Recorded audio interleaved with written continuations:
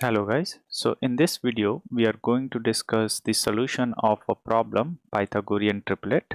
So let us look at the problem statement. So the problem statement says that we are given an array of n integers. So this is an array of n integers are given to us.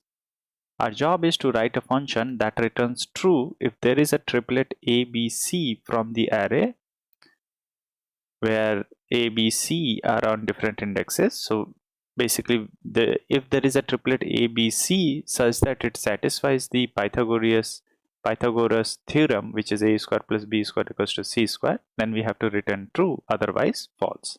So for example, in this particular case, in this array, there exists a triplet where A equals to 3, B equals to 4 and C equals to 5 such that A square plus B square equals to C square. Thereby we are returning true here, and in this particular example, in example 2, there isn't exist such a triplet, so we are returning false here. So that's about the problem statement. Now let us look at the solution for it. Okay,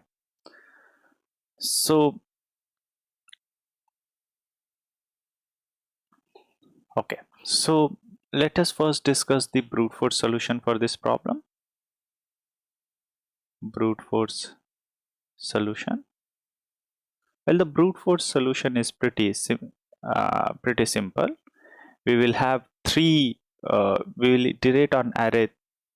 We will have three loops. So like I, so we'll have one loop for A, another loop for B, and the third loop for C.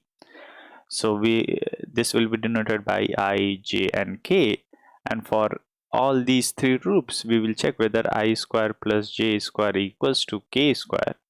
If we find such a triplet, then we will return true, otherwise we will return false, right? So that's about the brute force solution, and let us quickly analyze the running time complexity. The running time complexity is what? Order of n cube. Since we have three inner loops or three for loop, thereby the running time complexity is n cube. Okay, so that's about the brute force solution. Now let us look at the optimal solution. Okay, so let us explore optimal solution. Okay, so the optimal solution basically rely on, we'll use hash, and using that hash we will be able to find out where such a triplet exists in a linear time. So let us look at how do we go about solving this problem. Okay, so in order to do that, we will have a hash. So we will have a hashing table with us. Okay, so and the hash will contain the size of the hash. So the size of the hash will be equals to maximum of ARR. So this is our ARR. So the maximum element in this array is something which is there in our hash. So the maximum element here is 6, right? This is the maximum element. So this will be our size of the hash. Okay, so let's say 0, 1, 2, 3, 4, let's have two more, 5 and 6. Okay, initially all its values will be 0. We'll initialize the value to 0, and if you see an occurrence of this these elements, then we will increase it by 1. So for instance, 3 has occurred once here, so we will increase it to 1.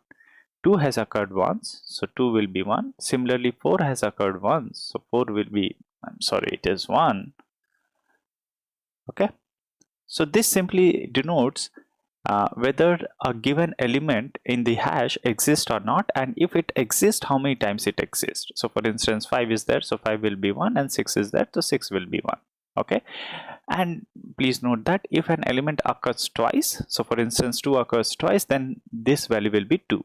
Okay, So anyway, so this contains the frequency. So this is our hash which contains the frequency of the element. Okay, now once we have obtained the frequency, what we will do is basically we will go from 1 to maximum. Okay, we'll iterate from 1 to maximum. Okay, so in this case 1 to 6, we'll iterate from 1 to 6, and so now a will be 1 initially, so 1 to 6, so a is 1. So once we have find out a, we will check for another element which is b. Okay, so again there will be one more inner loop which will iterate from 1 to 6 again, 1 to 6 again, sorry 6 again, and this will be b. All right, so b, this is my first loop, this is my first loop. Okay, and this is my second loop. All right, so the first loop will give us a, this will give us a, and this will give us b. So having known a and b, we will check whether a square plus b square, the square root of a square plus b square will be c, right? So c, and we will get c. So once a and b are known, we will find out c. We will check whether c exists in hash, right? If c exists in hash, then we will return true because the value is there. Otherwise, we will move on to the next iteration. So the next iteration will be like a equals to 1 and b equals to 2. We will check if 1 square plus 2 square, the square root of 1 square plus 2 square will be c, and if c exists in the hash, if c exists in the hash, then the value will be then we will return true, otherwise we will return false. So that is how we are going to do it. Here there are a lot of optimization we will do.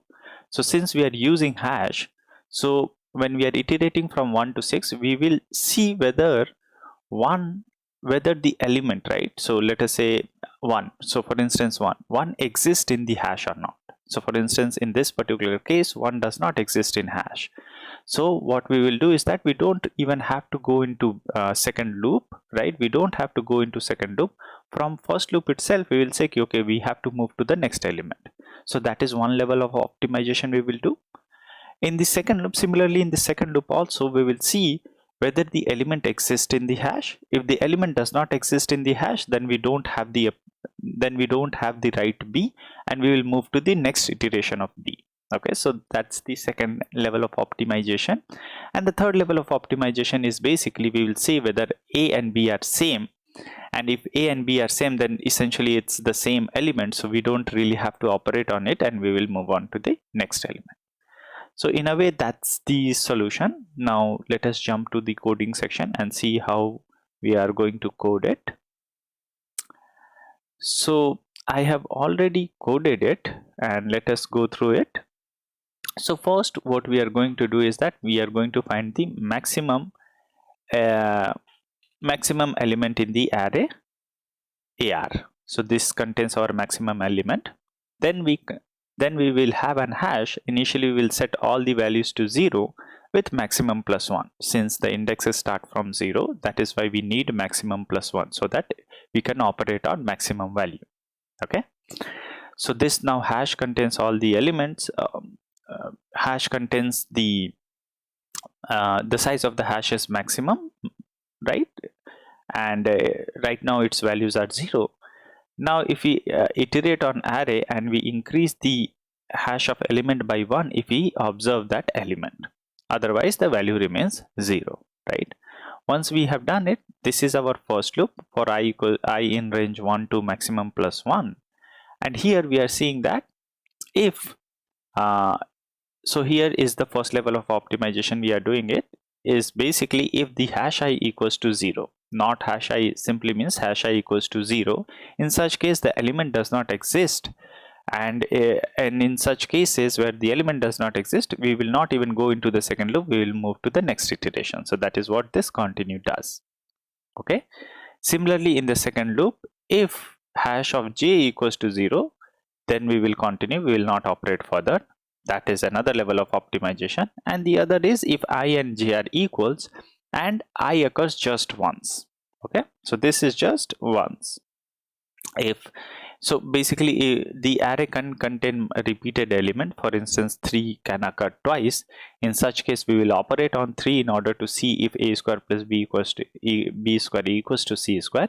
If it just occurs one time and I equals to j, then we don't really have to, then that's not the right b, and we can move forward. So that is what this optimization is. Now once we have a and b, so remember this, from here we will get our a, from here we will get our b. So I denotes a, j denotes b.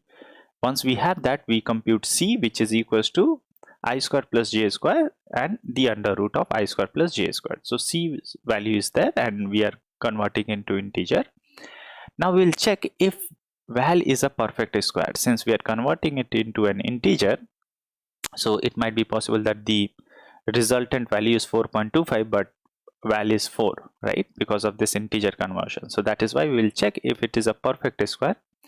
If it is not a perfect square, then we will continue, right? That means the element does not exist, or c is not there in we don't find the triplet there.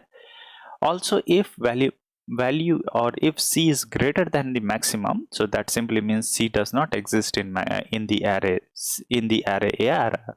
So we will continue. And lastly, if we see that c exists in the hash, then we will return true.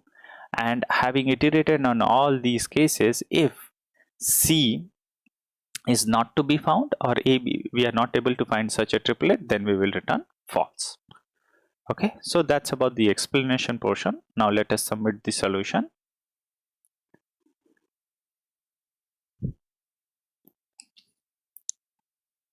Okay, so the solution got accepted, and so that's about the solution, guys, and that's about the video. That's about from this video, folks. If you have any doubts or concern regarding the solution, please feel free to drop it in a comment and I'll try to address them. Thank you.